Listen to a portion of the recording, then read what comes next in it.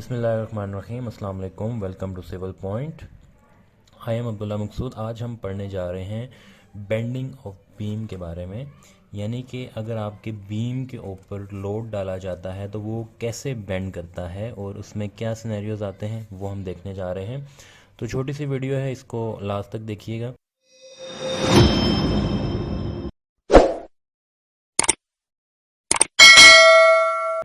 हमारे पास let's suppose एक beam है जिसके ऊपर हमारे पास यूडीएल है, एक सिंपली सपोर्टेड ओवरहैंग बीम है। ये इसका ओवरहैंग पोर्शन हो गया, ये हमारे पास इसके ऊपर यूडीएल आ गया और एच पे इसके ऊपर अगर लोड लगा हुआ है तो इसकी बीएमडी कुछ ऐसे बनेगी।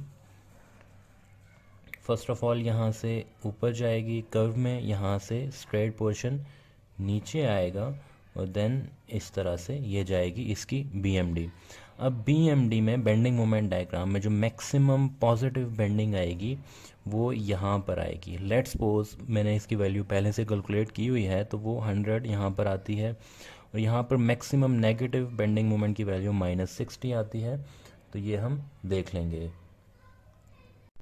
अब अगर इसकी मैं डिफ्लेक्शन डायग्राम बनाता हूँ, यानी कि इन रियल ये बीम डिफ्लेक्ट कैसे करेगा, तो वो कुछ ऐसे होगी। अगर ये लाइन 0 0 है तो इसमें जो बी एम डी है इसकी ऑपोजिट डायग्राम अगर मैं बनाऊँ तो वो डिफ्लेक्शन डायग्राम बनेगी, यानी कि कुछ ऐसे इसकी डिफ्लेक्शन होगी।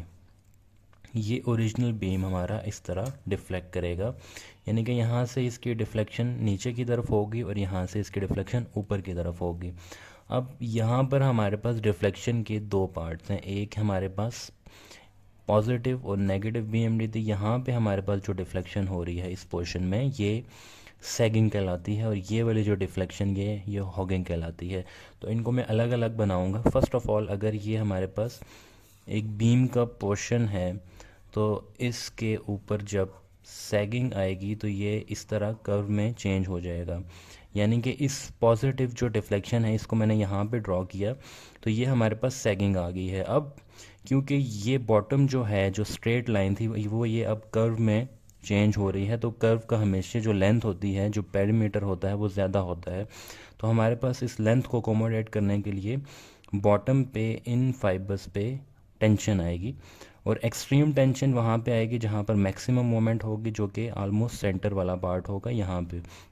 तो इस टेंशन को अकोमोडेट करने के लिए हम जो रेनफोर्समेंट है, बॉटम रेनफोर्समेंट, वो इस जगह को देखकर जो मैक्सिमम मोमेंट यहाँ पर आ रही होती है उसके अकॉर्डिंग हम बॉटम पे रेनफोर्समेंट इस तरह डाल देते हैं। क्योंकि हमारे पास जो कंक्रीट होती है वो कंप्रेशन में स्ट्रॉन्गर है, तो हमारे पास टॉप पे मैक्सिमम कंप्रेशन आ जाएगी जिसको वो कंक्रीट अकोमोडेट कर लेगी।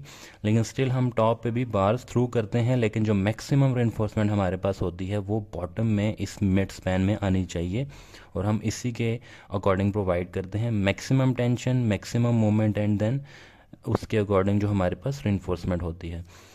अब ये सेगिंग के लिए हो गया।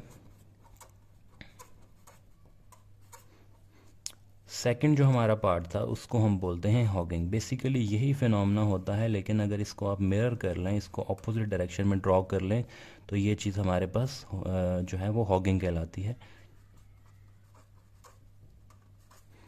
हॉगिंग में हमारे पास क्या होता है, बॉटम पे मैक्सिमम कंप्रेशन आती है और टॉप पे मिड स्पैन में टेंशन आती है। इस स्पैन में हमारे पास इस जगह पर टॉप पे, बीम के टॉप पे टेंशन आएगी, जबकि बॉटम पे हमारे पास कंप्रेशन आएगी। डेट्स वाई जो हमारे पास इस स्पैन में मैक्सिमम रेनफोर्समेंट रिक्वायरमेंट होगी वो टॉप पर होगी इस जगह पर। मैक्सिमम मोमेंट भी इस जगह पर आएगी, ये आप देख सकते हैं नेगेटिव मोमेंट इस जगह पर आई हुई है, मैक्सिमम -60। और आपके पास जो मैक्सिमम रेनफोर्समेंट है वो भी इसी के अकॉर्डिंग हम मोमेंट के अगेंस्ट यहाँ पे प्रोवाइड करेंगे। तो ये छोटी सी चीज़ थी, एक छोटी सी बेंडिंग और बीम की थ्योरी थी जो कि आज की वीडियो में हमने देखी। नेक्स्ट वीडियो में हम देखते हैं मज़ीद इससे रिलेटेड कुछ चीज़ें। Thank you. अल्लाह हाफ़िज़।